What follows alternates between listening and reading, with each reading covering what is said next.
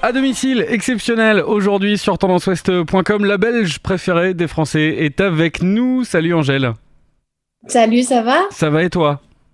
Mais super, merci. 95, ton dernier album devait sortir le 10 décembre. Finalement, le public a pu le découvrir le 3. Pourquoi cette sortie surprise déjà? Bah, parce que pourquoi pas en fait. J'ai pas vraiment d'autres explications. J'avais très envie de sortir cet album.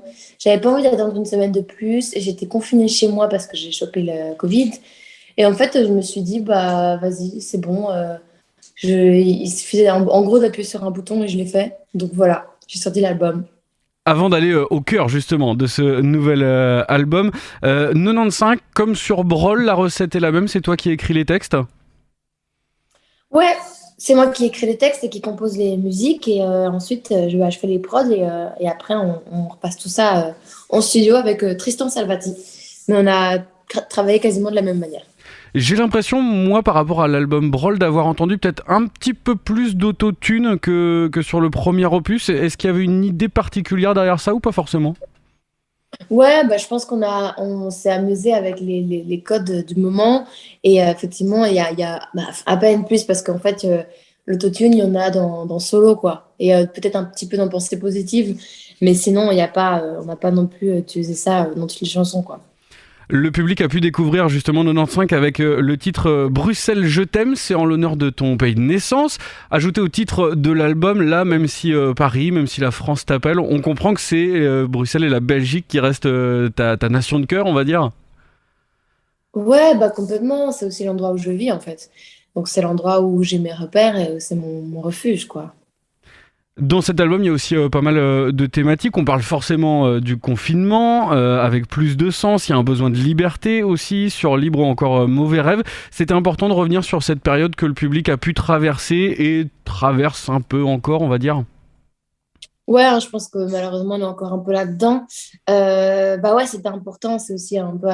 Cet album, il est à l'image de cette période-là aussi. Une période assez sombre et pleine de doutes où, effectivement, moi, genre, le sens de ma vie, c'est de faire des concerts et que ne pouvant plus faire de concerts, j'avais un peu perdu le fil et je savais plus très bien enfin, où est-ce que je pouvais trouver du sens à ma vie, quoi.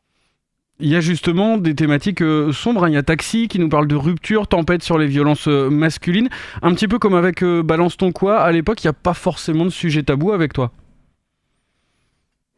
Non, je pense que, en tout cas, pas quand il est question de parler de défendre les femmes et de la façon dont on aborde certains sujets.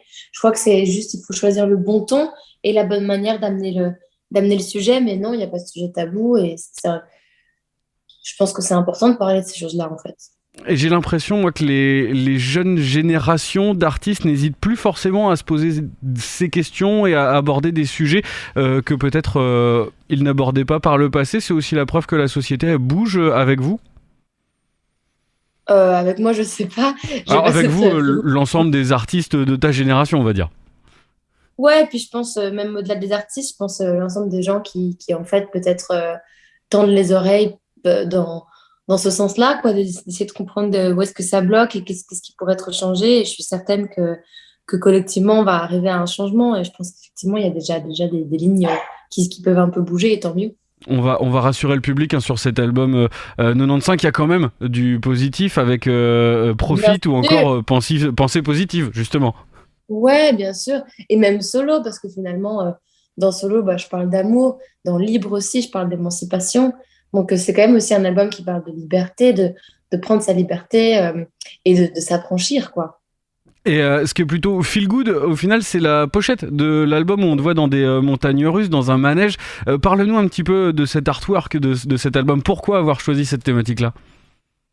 Ça fait assez longtemps que j'ai envie de travailler autour de cette thématique parce que je trouve que la montagne russe, c'est la belle allégorie à la vie, quoi. C'est la montée, la descente, les moments de chute libre et puis les moments un peu de doute et d'inattendu. Et en fait, je trouvais voilà, l'idée d'être dans un roller coaster me faisait bien rire. Et, euh, et voilà, cet artwork s'est créé comme ça. J'aimais bien aussi l'idée que les rails de ce train-là, du train de la vie, en gros, forment un 9-5 sur le derrière de la couverture. La fête foraine, justement, c'est un lieu que, alors peut-être que tu aimais fréquenter avant d'être très connu ou que tu fréquentes peut-être encore de temps en temps. Franchement, je suis encore assez libre d'aller là où je veux. Il suffit juste que je mette une casquette, des lunettes. Un Hop. masque, et voilà. Le masque, ça passe, je dois te dire. Justement, la fête foraine, t'es venu nous voir en Normandie pour tourner une partie du clip avec Damso sur le Ouais, clip Démon. C'était à la Foire Saint-Romain à Rouen, le titre qui est dispo depuis le 3 exact. décembre. Tu nous l'avais bien caché, ton passage en Normandie sur ce coup-là. Ouais, parce que sinon, ça va être le bordel. Mais trop bien cet endroit, hein. Ouais, hein, c'est C'est sympa, trop t'as vu? cool. C'est encore ouvert maintenant? Là, elle est terminée pour le coup, la Foire Saint-Romain, mais Ah, super. elle est là tous les ans, hein. Tu pourras revenir. C'est génial. Franchement, c'est super cool. Ce duo avec Damso, comment il s'est fait? C'est une opportunité? C'était une envie de toujours? Une envie de toujours et puis une envie aussi de raconter encore une nouvelle histoire. C'est un artiste qui me soutient depuis très longtemps. On est devenus amis. On a décidé de collaborer sur son album il y a quelques années. Et puis là, bah, quand j'ai écrit Démon, la prod se prêtait tellement bien à Damso qu'on n'a pas hésité une seconde et on l'a contacté. Et puis il a accepté. Il a accepté tout de suite. Les collaborations, j'ai pu lire que secrètement ou pas d'ailleurs, hein, tu souhaitais écrire peut-être un jour pour Céline Dion notamment. J'ai cru lire Vanessa Paradis aussi. C'est une envie folle ou ça peut se faire un jour? Ça peut être du domaine du possible. Bah, ça, c'est pas à moi de le dire, j'en sais rien, mais c'est des artistes. Après, il y en a certainement d'autres. Mais je trouve que c'est un exercice difficile, donc j'ai dit ça comme ça un jour. C'est pas tellement à prendre au sérieux parce qu'il faudrait voir si j'y arrive déjà. C'est une autre histoire d'écrire pour quelqu'un d'autre. Bon, en tout cas, le message et l'invitation sont passés. Ouais, je pense. La Normandie, on y revient. Ce sera notamment la scène pour toi, le Zénith de Caen, Zénith de Rouen aussi, 18 et 19 Yes! octobre. Ce retour sur scène, il va forcément compter après les confinements, les annulations, etc. Ah bah ouais, ouais, ça va être quelque chose, hein. Là, je pense que on va avoir de l'énergie quand même, hein. C'est sûr. En plus, cet album, tu l'as en partie pensé pour le live. Il y avait une volonté de reprendre plaisir à écrire, à composer, etc. Mais aussi de le faire pour le live, pour le produire devant du public. Ouais, effectivement, il y avait ce truc de tournée que j'avais fait pendant 3 ans, j'ai tourné, donc j'avais une vision de la scène aussi, plus que sur le premier album, effectivement. Et puis avec des prods qui se prêtent bien au live. Ça change justement la démarche artistique quand tu travailles, quand tu prépares un album pour la scène, que le premier qui était peut-être moins prévu pour tout ça. Bah, ce qui change, c'est plus que c'était un deuxième album et que rien n'était pareil et tout était pareil en même temps. Il y a un truc où c'est difficile parce qu'on essaie de pas comparer au premier, en même temps, on peut pas s'empêcher parce que c'est la seule chose qu'on connaît. Et, euh, et en fait, c'est difficile de pouvoir s'émanciper du premier sans avoir peur de trop s'éloigner du premier et en même temps pas faire la même chose. Enfin, c'est délicat. Moi, c'est ça que j'ai trouvé plus compliqué. On te sait très connecté hein, forcément sur les réseaux, même si ça a pu parfois te mettre un petit peu de pression. Les premiers retours que tu vois sur l'album 95 de la part des fans, ça te confirme que tu as bien fait de partir dans cette direction-là? Bah, il y a un truc où je regarde pas vraiment les réactions. Parce que je vois des fans. Alors, la première semaine, j'ai regardé, j'ai reçu énormément de messages et c'était fou, vraiment. J'étais très heureuse. Et là, je me suis dit que c'était le moment où je pouvais un peu couper. Parce que c'est important de pas être constamment dans l'attente des retours, qu'ils soient positifs ou négatifs.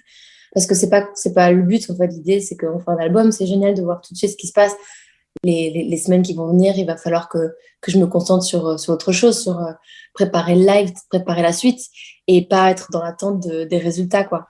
Bon, en tout cas, te voilà rassuré. 95, c'est impossible également de ne pas parler de ce documentaire, ce biopic hein, sur Netflix. C'est presque un vlog en fait où on te suit sur la fin de la précédente tournée, puis tout le travail de création du nouvel album. Ouais, puis c'était une façon assez cool de pouvoir exprimer tout ce que j'avais envie d'exprimer et de pouvoir revenir sur plein de choses d'une façon où j'aurais quasiment pas pu le faire autrement, quoi. Donc je suis assez contente. Et c'est pas trop envahissant d'avoir la caméra toujours avec toi, chez toi, l'hôtel, le studio, tout ça? Mais on n'avait pas vraiment la caméra tout le temps. En fait, il y a plein d'endroits où c'est moi qui filmais, comme ça, juste pour l'idée de garder des moments, même pas forcément pour les partager. Après, il y avait quelques moments, il y avait des caméras, mais c'est un peu des potes qui filment, il y a un peu de tout. J'ai jamais ressenti que c'était vraiment envahissant. Bon, l'image aussi, la vidéo, c'est forcément le cinéma, le prochain épisode d'Astérix et Obélix de Guillaume Canet, la sortie prévue le 1er février 2023, et tu joues le rôle de Falbala. Absolument, assez fou. C'est vraiment, c'est un petit rôle, c'est une petite scène où je viens juste faire un petit coucou. Mais c'est assez cool, je suis contente. Et, Je me suis euh, bien marrée. et c'est en plus un joli clin d'œil à ton papa, qui est fan de la BD des deux Gaulois, Exactement. Ouais, tout à fait. et ça joue Mon père est d'ailleurs, fan. ça continue un petit peu à jouer sur ce côté franco-belge presque. Bah, complètement. D'ailleurs, j'allais dire que, ouais, on est fan de BD en Belgique et ça m'empêche pas pour autant d'aller faire Falbala parce que justement, ça l'idée, ça fait plaisir. Bon, en tout cas, on a hâte de pouvoir découvrir ce film au cinéma, hein. Ça, ce sera en 2023. On le rappelle, plus près de nous, le Zénith de Caen, le Zénith de Rouen, 18 et 19 octobre 2022. Et puis l'album 95, ça, c'est déjà disponible. La série Netflix également à retrouver. Merci, Angèle. Merci beaucoup, avec grand plaisir.